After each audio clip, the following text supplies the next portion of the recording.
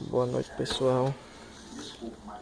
Já são quase meia-noite, né? E eu peguei aqui essa geladeira, uma Smalltech, né? Pra estar fazendo um conserto nela. Então, nela eu identifiquei logo do que um vazamento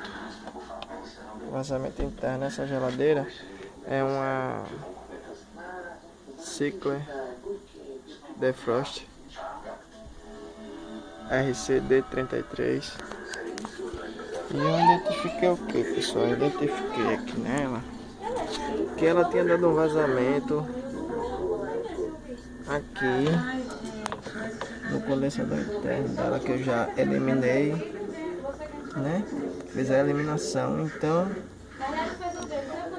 antes de colocar o gás nela, eu dei o vácuo, né? Dei o vácuo e percebi que ela estava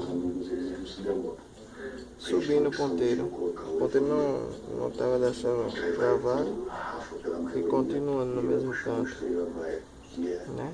Então fui ver se o vazamento era na parte de alta, né? Como todos vocês devem saber, fiz o teste para ver se o vazamento era na parte de alta, mas não era. O ponteiro não caiu. Então fiz o teste na parte de baixa. Dei pressão e o ponteiro começou a cair. Então eu identifiquei que o vazamento